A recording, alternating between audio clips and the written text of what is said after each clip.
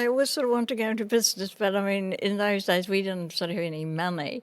And so I went teaching. And then these motels came up in Gisborne, right on the beach, Blue Pacific. So I said to Steve, oh, that'll be good for we. And we knew that the bank wouldn't lend us any money because we were married. I can't remember exactly what the ratio is for that, but particularly back in the day, it was really bad to get any lending if you were Māori. Welcome to Slice, Property Made Possible. We're a platform on a mission to reduce barriers to home ownership. This podcast is a safe space for our community to learn together and build the confidence required to start on their property journey. When you're ready to start, head along to slicetobuy.com and sign up for your free dashboard. We're going to do today's episode a little bit different because we are joined by my grandma, the oldest and wisest guest to date, Queenie Stevens. Hello, no, I wouldn't say I was the wisest. I've been around the longest, but if that counts for anything. If that counts, then you are. You did get into hotels Motels. Yeah. Do you want to share a little bit about that? Because I feel like I've been working in a motel since Airbnb our house, changing all the linen. I've been channeling my inner grandma. Well, I always sort of want to go into business, but I mean, in those days we didn't sort of have any money. And so I went teaching, and Steve was very good. I mean, he let me handle all the finances, so I was able to sort of save. And then these motels came up in Gisborne, right on the beach, Blue Pacific. And so I said to Steve, oh, that'll be good for we. And we knew that the bank wouldn't lend us any money because we were married. I can't remember exactly what the ratio is for that, but particularly back in the day, it was really bad to get any lending if you were Māori. Yeah. But during the war, a shipload of brides came back from after the war, and we lived in Napier at the time, and there was this woman who had come back, and she was married to and he worked in the bank. And she was a war bride, and she came back. Anyway, so we got quite friendly with her, and he died quite suddenly, which was really quite sad. And so she didn't have anybody, so we sort of, because I was friendly with her, we sort of took her over. And so I told her about this, and so she said, I'll lend you the money, Queenie, and so she said, I trust you, so she lent me the money so that I could get into the motels. Amazing. Yeah, so that was really good at the time. And so I thought, oh gosh, we'll have to do something. And anyway, when I heard that there was a Japanese consortium, they were going to build a mill not very far down from us on the beachfront, and they were Japanese and they were coming, and I thought, oh, this will be good. So I going to see some tourism coming through. I decided to learn Japanese, so I had to do it through correspondence. I did it through correspondence school, and all the other moteliers used to go out drinking and they'd say, "Where's Queenie?"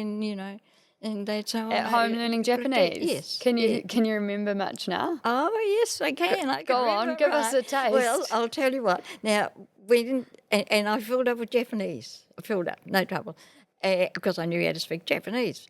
But when they used to pay, they'd come in and pay, they would always use cash. And, I'd give them the invoice and they'd go, takai, which is expensive. And I'd say, no. And they'd say, why karimasu, you understand? And I'd say, hi. And they'd laugh and pull out all the money and pay me. It's crazy, actually, the goodwill that comes out of, learning another person's language, culture, customs. Because I did a pitch actually for my company. It was a few years ago now, but I learnt the smallest smattering of Mandarin for the pitch because I was going in front of the Chinese embassy, and everyone else went in the room, a bunch of bankers and financiers, and just did their pitch, and there was a translator there, and then the translator sort of said, so when you say something, I'll repeat it, and then I introduced my pitch and did about half of it in Mandarin, and they loved it. They just clapped from the get-go. Like as soon as I said, hello, thanks for listening today, they just clapped and loved it. And also the couple who had it before us, a lot of they had a lot of reps. And quite a few of them used to like bringing their families, over the Christmas holidays, school holidays and all that. And so anyway, I got the reps as they came in. I said, "Oh, can I talk to you?" And they'd say yes, and I'd say, "You usually bring your children here, don't you? Over the summer?" And they said yes. And I said, "Well, look, I could do a deal with you." And they'd say, "Why? What?" And I'd say, "Right, you pay what you usually pay me, but I won't charge you for your family." Oh boy, did I fill up that Christmas! Amazing. Just sort of doing sort of things Thinking like smart and getting creative with how you can, fill up the rooms, I guess, and make more money. Yeah, well, this is it, and then also I ran a backpackers for the boys, and that was going down. Yeah, this was in Napier, right? Yeah. And they were thinking about just giving it or selling it back because they weren't doing any good. And so I said, right, I'll go up there and I'll run it, and if it doesn't do any good, well, then you can sell it. And so I went up, and I wasn't up there long. And then I found out that this New Zealand woman had gone out to Sri Lanka. She'd married a Sri Lankan, and she'd brought quite a lot of people back to fruit pick. And so it all went around all the backpackers, see, so I heard this. So I said to the woman who worked with me, I said, quick, get the boys, clean those rooms. And they had 2 beds, and I said, take 2 beds out and put bunks. So you had 4 beds, 4 beds there too. So yeah, 4 beds. Four times the charge. Yeah, 4 times the charge. Anyway, I did that, and then we had one big room which was quite nice next to, these rooms. So I said, right, clean that out. And we put a double bed in there, and I used one of my own bedspreads, really nice, and we made it really nice, and we put a small fridge and everything. Okay, so, and they went around all the backpackers, you see, and they came to me, so I showed them, and they said, "Oh, well, what about that?" And I said, "Well, $50 a week each," and they said, "Oh, that's $200. And I said, yeah. And anyway, so we sort of did all this. And I said, right, now do you want my ACE card? And anyway, the New Zealand woman and her husband that she'd married, they said, okay, bring it on. So I took them to this big room, that double room with the nice double bed and the fridge and everything. And they said, oh, this is really nice, And I said, do you really like it? And they said, yes. I said, okay, you give me your business and you can have that for nothing. So what was their business? They had other people that needed Or they brought all these fruit pickers over. So I got the lot. Yes. So I got the lot. Hustle. So you're like, all of the employees stay in these other rooms and you get this, beautiful room for free. For the couple who brought them over. Yeah. And, we really we really cleaned up after that. And then when it got to, I said to Sean, right, you can sell it now if you want to, because you can't go wrong, because, the turnover was, just so high. Yeah. And he said, oh, God, Mum, how do you think of all these things? And I said, well, you've got... And then I also heard that there was somebody in the backpackers that was doing drugs. So anyway, I called a meeting. I said, right, the police are going to be here tomorrow, and they're going to do a talk on drugs, and then they're going to search the place. Then I said to a couple of the boys, I said, you keep an eye on him. I think he's the one, you see. Anyway, they watched him. Sure enough, he went up on the rooftop and he buried some drugs in there. Anyway, so that was all right. Scandal. Yeah. So then they kicked him out? Yeah, so we kicked him out. I kicked him out. And then the next day, everybody said, well, what time are the police coming to get a talking to? I said, they're not coming. Sorry. Yeah. I said, they rang to say that they were very busy and they had to go out into the country today. It's crafty. Oh, yeah. Oh, no.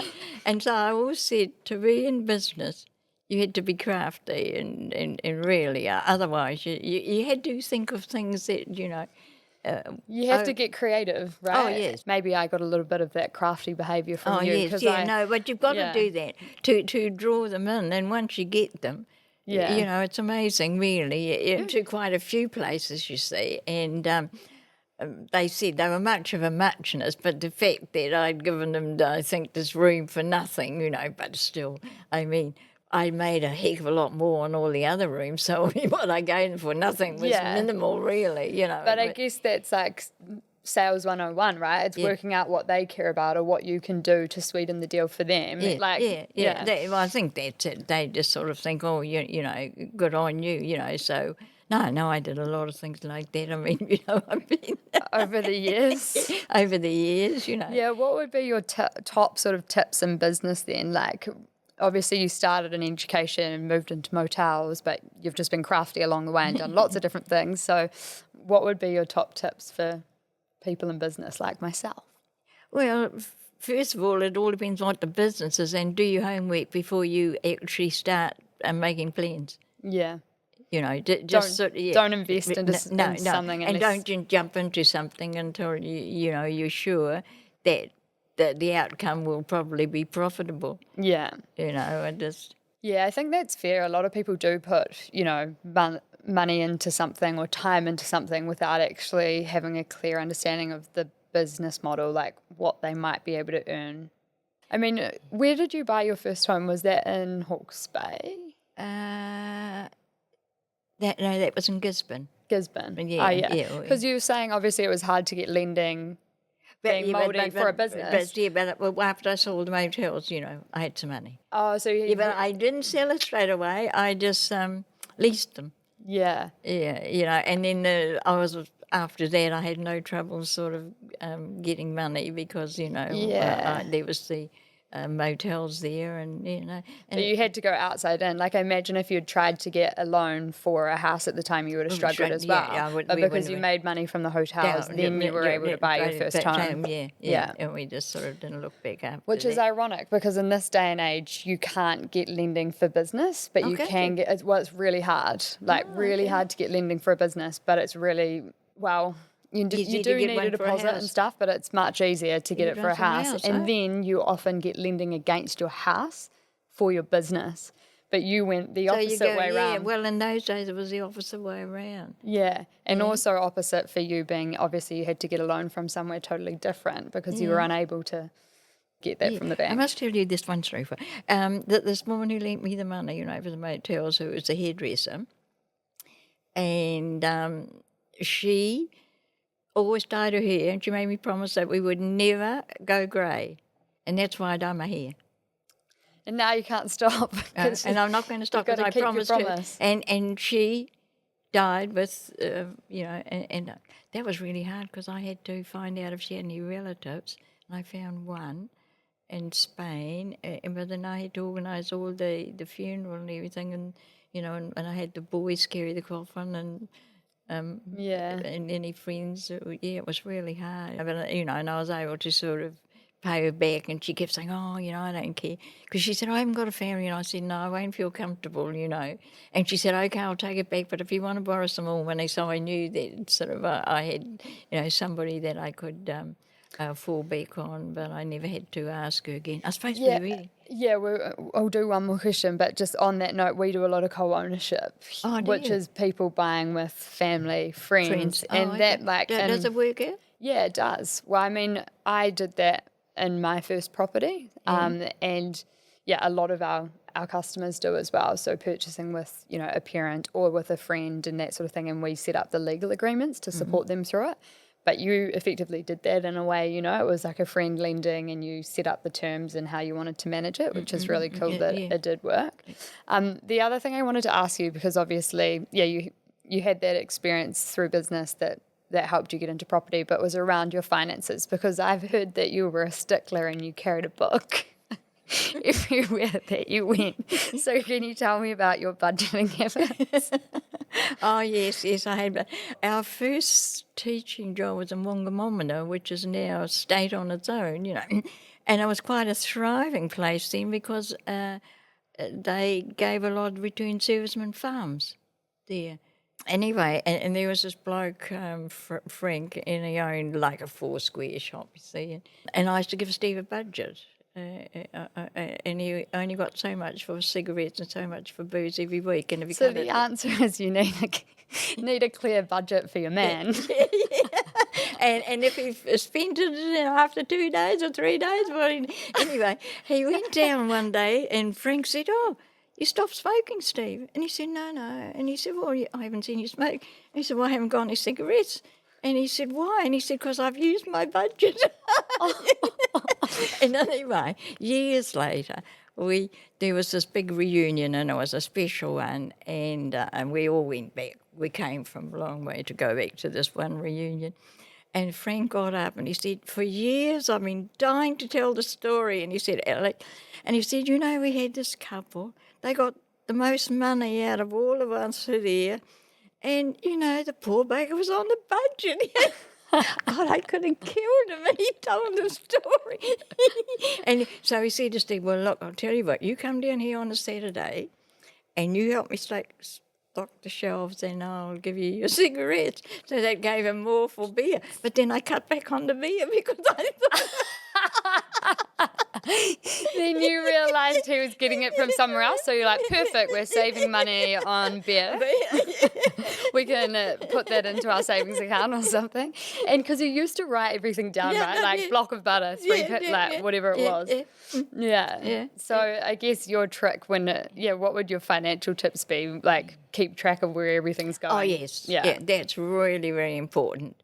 And I mean, I've got this Chinese friend that I met, and he'd been to New Zealand and worked here, and he said, you know, Queenie, and he said, you know, you New Zealanders, you earn $1 and you spend $2.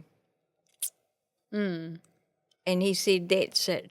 People do not keep within a budget, and that's what I was trying to do. Yeah, it's lifestyle creep, right? Yeah. Like you earn more, you spend more, whereas that's not what you did. No, I remember you having plenty of money and being like, we're off to the warehouse. And So it's living within your means and being really clear on where things are going. Yeah. And what... I can still remember that because during the war we had nothing, you know. I mean, I know what it is to go without and not, and I think that's what made me budget. Yeah, it must have been quite disorientating going to having, you know, nothing to having plenty and then being like. But even when I had plenty, I was still careful. I still wouldn't spend it. Yeah, that's what I mean. Probably because you've come from that mindset. Yeah. Do you want to start telling us about where you grew up? A little bit about that.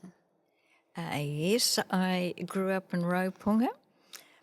And Dad decided that he'd come north to the North Island, and he found a job at Waikaremoana, the lake there, and his job was to go down under the lake and do the readings.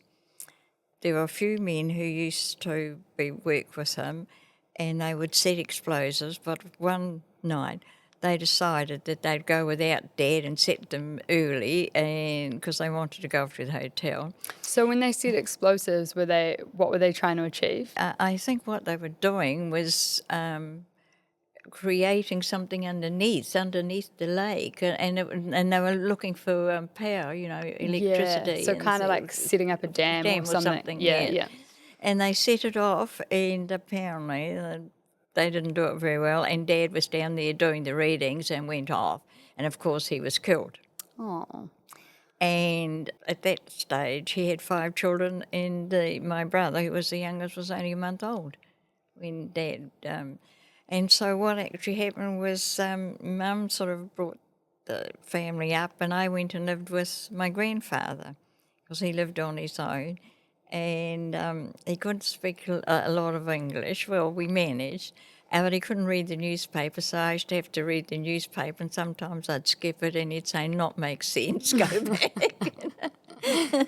And I went to Raupunga school, and in those days we only had a small school bus, so we were able to go to school from 5 to 6 on the school bus. Then after that we had to ride to school. So I learned to ride to school. Meaning on a horse? On a horse, yes. And we had no saddles. You only just bareback horse riding to school.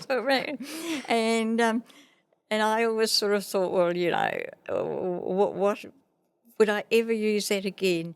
And then, funnily enough, it really, really stood me in good stead when years later, a lot of years later, I married a school teacher, Steve Stevens, and... Can we just... for one moment, comment on the fact that Granddad's name is Steve Stevens? That was his name. Yeah, I know. But it's a bit outrageous. I know, but yeah. Anyway, so you met him and you were teaching. Yes, and we taught him Matakana Island, and at that time it was a high school, quite a large high school. Anyway, one day one of the high school boys, they were doing gymnastics or something, and he had an accident, and he broke his arm in 2 places. And, of course, he had to go to Tauranga to the hospital, so they had to send for the ferry. And I said to my husband, Steve, you can't send him on his own and you can't take him. He's really have to have experience with him. And so they said, oh, but look, they're on a farm. We'll live. And they tried ringing Claude. I can remember Claude and Katie, and they couldn't get them. So I said to the children, right, come here, get your horses, line them up. and which is the quietest horse? And they all laughed and they said they're all the same. And there are no saddles. So I said, right, throw a sack over. So they did. And my husband said, what on earth are you going to do? And I said, I'm going to ride along the beach to their farm. And, of course, everyone thought I was just joking. But no, I got on the horse and I galloped along the beach. And, of course, why we couldn't get them, they were working outside on their phone. And, of course, we couldn't, they were on their farm, so that's why they didn't hear the phone. And so I told them what had happened. And Claude said, right, well, I'll take you back on the tractor and Katie can ride your horse. I said, no, you're both going back on the tractor and you're both going to the hospital. And what are you going to do? I'll ride horseback. And so I rode the horse back, and when I got back, here were all the high school children. They had formed 2 lines, and they clapped me as I rode back. And it was all worth it that you'd been training to that very day. Yeah. So that, when I think about it, at the time when I used to ride to school, I used to think, what a waste of time. But after that, I thought, no. Your moment finally arrived. That's so good. And then after that, Steve was sent over to England, and he had to report back on the education system in New Zealand.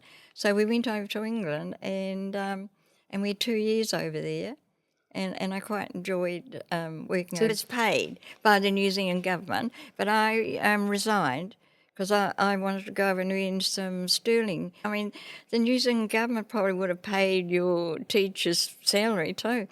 And I said, no, I've got a reason for doing it. In those days, you couldn't buy a new car in New Zealand unless you had foreign currency. Interesting. Yes. And there was a farmer down the road who had his eye on a Monaro. It was a beautiful, new one. And it was orange with a black stripe. And so Steve said, why are you doing that? And I said, you'll find out later. So for 2 years, I earned sterling and I didn't spend a cent of it. And then when we came back, I bought the farmer, the Monaro. I had to have it in my name for a year. But his wife didn't like me after that. She said, I never see the bugger anymore. So you bought it, then sold it back to him? Yes, but I had to keep it in my name for a year. Okay. And then after a year, I put in his name. And, of course, he didn't work around the farm. He was always away on his car showing off to all his friends. That's the long game, though. You're like, I'm going to go in and British pound, buy a car, and then sell that car because there'll be, such demand to be able to get that car. I know. Yeah. And obviously the pound back then would have been much stronger than the New Zealand dollar. Oh, yes. Which it is again now, though, by the way. There was a time where it wasn't doing great, but it's double the New Zealand dollar again. Talking a little bit more about Granddad as well, because obviously he's not here, and so we don't get to hear some of those stories. One of the stories that I always remember about him was just him having, or a memory that I have is him always having sparkles in his pockets. Yeah. That's what I always remember, and I'd reach in and try and get my snacks. Yeah. But yeah, what sort of was his childhood like as well, growing up? Well, I think it was a wee bit sort of different. His father was a European too, and he spent most of his time in Otaki, and there were just the 3 brothers. Yeah. But they all did very well, because when the older brother actually went over to England and worked over there, and he married and died over there, and he's buried over there now. Is that the one that reverted to talking? Yes, that was tell really us this quite story. good. This is really quite interesting. Now, when he was quite young, his grandmother, his married grandmother, he spent a lot of time with her. And so was their grandmother Māori and then their mother Māori? Yes. Yeah, and then they're obviously Māori. And this is Win, who's Granddad's brother. Yes, Granddad's brother. Okay. And then, of course, he went over to England, and then when he was 70, he had a stroke. And so we flew over, because I always keep a spare seat on the plane, just for emergency. So Steve and I flew over, And he was still in hospital, and there was no more they could do for him. So they said to Marge she could take him home. And anyway, he was in the lounge, and I was in the garden, and she came running out. And come, Queenie, she said, Wynn's saying something, but we don't know what he's saying. So anyway, I rushed back inside, and when I went back, he was calling out, and he was speaking Maori. So when he had the stroke, he reverted to Maori, to speaking Maori, and nobody knew that he had any knowledge of Maori at all. And we didn't find out till he had the stroke. And I went He back. reset, like a computer resetting. Yes, yeah. And then I went in, and he said, "Oh, okay, te makaririo," which means I'm cold. So I called out, "Margie's cold." So she went and got a blanket, and then he said, "Oh, okay, te pirangi riwaio. I want some potatoes." So she went and got some potatoes. That's so good. Also because I love potatoes, like I'm obsessed with them. And anyway, so she wouldn't let. I wasn't allowed to go out anywhere. I had to sort of stay in case he wanted anything. But and then we mentioned it to the doctor, and he said that's not uncommon, that they can revert back to something, in childhood. But and he revert, and so we stayed over there for quite a while because I had to teach him to speak English again, write English, and read English again. And that took me a sort of a while to do. It's crazy that they didn't know that he spoke Māori. But he never ever let on. Yeah, and Granddad obviously didn't. Nobody knew. Someone got caned for speaking Māori though, but I don't know who that. That was in the schools. If you got caned for speaking Maori in the schools. Because did your mum speak Māori though? No. Oh, yeah, she did, but they wouldn't speak to us in Maori. Yeah. They wouldn't, because they wanted us to learn English. So this is a really interesting thing as well, because it's like, now it's almost popular to be able to speak Māori again, but obviously there was a degree of shame around it back in the day, and it's pretty sad that they, I mean, it's obviously not their fault, but they obviously felt that it was more important that you learn English. Yeah. And that was the case on both sides, and only once, someone had a stroke did they revert back to speaking to speaking Māori. But wasn't it funny that we never ever found out until he had that stroke? Yeah. Well, I think what's really interesting, because, I mean, I'm interested to hear what you think about this, but at times I feel, well, I'm not very tan to look at, so I don't feel like I'm received as Māori. Right. And then I also feel that because, I can't speak it very well, that I'm not as connected, but actually there's this history in our family of it not necessarily being encouraged either by society and then by our family as a result. And that's westernization, like that's colonization at the end of the day.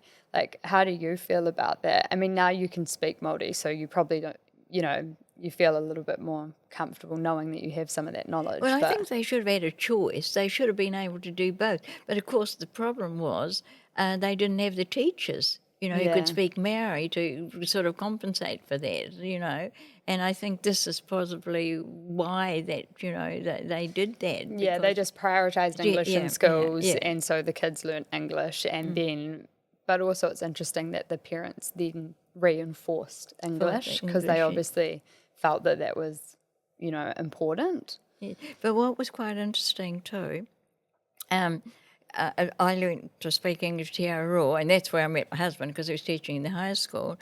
And then not long after we were married, his father died, and his mother was married, but the father wasn't. And she came to live with us because she felt comfortable knowing that I could speak a bit of Maori. And, of course, I also knew the Maori customs, which sort of helped. Like, if you were driving down the road and there was a tangi you didn't pass, you had to stop and go in and pay your respects, then have a cup of tea and a chat before you left. It's just things like that. And that's why she felt comfortable staying with us. Was this? Well, they all knew that his father was European, and yet the boys were quite dark. I mean, they didn't look as though they had any European in them. And they their mum dark though? Not overly, but, they sort of were darker than sort of for half-caste and normal, Yeah. And, we'd go to a tangi or something and they'd realise that, they were her children from her Pākehā husband, and they used to say, "Oh, te mangu nā tamariki ne," or in other words, "Oh, they're dark, aren't they?" And another interesting thing was when my mother was ill, and I was overseas. We'd gone over for a trip, and Rita rang and she said, "Oh, Queenie, you better come back. Mum's ill." I said, "No," and they think she's dying. I said, "Rita, she won't die until I get back." And Rita was saying, "Oh, don't be stupid, Queenie, she's really ill, you know." And I said, "No, I'm not coming back because Mum will wait till I get back. She won't die." And you know, she didn't. 2 days after I got back, she died because she knew that I was the only one who would give her a Maori tangi and do everything because none of the others in the family knew what to do. That's crazy, hey? It's ironic because she obviously didn't focus on necessarily teaching you the language when you were younger or anything, but it was important to her. Yeah. And so, you know, like I had to, so I went down the Marae. And funnily enough, not one of my family stayed on the Marae and slept in the meeting house. Steve and I were the only ones. All the others went into Wara and stayed at a motel. That's weird, eh? They just wanted a comfy bed, did they? No, I think they probably didn't know what to. Just didn't know how to experience it. No, and didn't know what to do and probably felt sort of out of place. Yeah, so that's a really interesting one. I think we have a role as, you know, at an individual level to, you know, learn and educate and reconnect with our whakapapa. But I can kind of understand how people feel a bit intimidated by that, particularly if they haven't had that experience or they haven't learnt Māori from a young age because their parents, you know, were basically told not to teach them or, you know, they were told to prioritise English. Yeah. But another thing that was quite interesting, like Dad, you know, he came over, the family immigrated out here, and of course he moved up, and then he met Mum and married, but his family never had anything to do with my mother. Oh, really? No. And it wasn't, and they hadn't had anything to do with us, and I was the first one. So Steve's family? No, this is my dad's family, the Irish ones. Oh. They wouldn't have anything to do with us either. And it wasn't until I went to St. Joseph's and a girl who was in the same class as me, she went into the order and I thought, now I'll take the bull by the horns, and I said, "Oh, look, sister, would you help me, you know? My dad's family have never sort of met, you know, and so they organised it so that I got to meet them. And what was so funny was when they saw me, they said, "Oh, she's so lovely looking." I don't know what they expected. Oh, no. So there was even some, you know, tension between your parents' families. Yeah. Yeah, there was, yeah. It's only really now that we're starting to, that's not becoming such an issue, which is amazing to think we've come that far, but also terrifying to think, you know, that that's a very real thing that our families experienced. Yeah, but what was so funny though, once I got to meet them and I went out of my way to find out a lot more about them and all that, and like Dad had 3 sisters and they became nuns, but they went over to Melbourne, you know, to join the Brown, what they call the Brown Joes, and I thought, well, why did they go there? Because there was this training school in Christchurch for the Sisters of Mission. And I thought, well, that's really funny. Why didn't they go there? So I did a bit of digging and delving, you know, and I found out that Mary McKillop had actually come over to New Zealand, and she went down south to recruit girls to join her order. This order being like Catholic? Yes, Catholic. Yeah, the Catholic Church. And so when she went back, and then later when these 3 decided they want to become nuns, they went over and joined. She actually, she came to Temuka, and there was only a presbytery there wasn't a convent, so Mary McKillop couldn't stay with the parish priest, so she stayed with Dad's family. And she was actually, when was she canonised? In 2020, I think she was canonised, and she said, "Mary, so we can claim that we had a saint who stayed in, you know, with Dad." And I can remember somebody saying to me, "Queenie, why did you go out of your way to find out all this?" And I said, "When I was little and growing up, you know, before Dad was killed, and then I had this uncle, and he came back from the war, and he stayed with an aunt, and he hadn't married. And and my nickname, his nickname for me was Ehu, which is nosy." Never a true word spoken though. You make a great ehu. Yeah, and he used to annoy me, and he used to say, "Where's Miss Ehu?" If he couldn't see me anyway. I reckon, yeah, ehu. But you'd make a great podcast host. I was saying beforehand, you've got the gift of the gab, so there's a bit of Irish in you and a bit of ehu in you as well. Yeah. Oh, yeah, I was nosy. If I wanted to know something, I went out of my way to So find you out. kind of tried to find out that information and then bridge the gap with that side of the family. Yeah. And just to finish off, now at the ripe old age of 91, the young age of 91, because you're a very young 91, what tips would you have for young people? Be honest with yourself. That's the most important thing. I think it's, a lot of people don't. I mean, they think it doesn't apply to them, and I think that, you've got to face up to the fact, well, I haven't got any money, so I can't do that. But they don't. They think, oh, no, it doesn't matter if I haven't got any money, I can borrow it. Yeah. They don't sort of go through things carefully before they do it, They just think, oh, I want that, and so, I can get it even if I can't really sort of afford it, Yeah, or even if it's potentially going to be detrimental to me in the long run. Yeah. Like it's kind of that short term, I want this now, so I get Get it. yeah. Not thinking about the impact that might have, on their sort of long term goals, like whether that's getting into property or building a business or doing something more like long term. You have to, I guess, make sacrifices to be successful in that way. Yeah, you do, really. Yeah. And I think it's important too to help people, sometimes you sort of think, oh, do I want to help them? But, often it comes back. Yeah. Jimmy the Hindu also predicted that there was one person in our family that was going to live to 100. My money's on you, Grandma. Yeah. Yeah. You're fit, you're healthy, and you're crafty. Thank you so much. I feel like that was really good. Thank you for joining our community. Buying property isn't easy, but listening in will get you one step closer on your journey. Please leave an Apple or Spotify review and provide feedback so we can improve your experience. Join our Facebook group, A Safe Space to Learn Together, or follow us on Instagram at slicetobuy.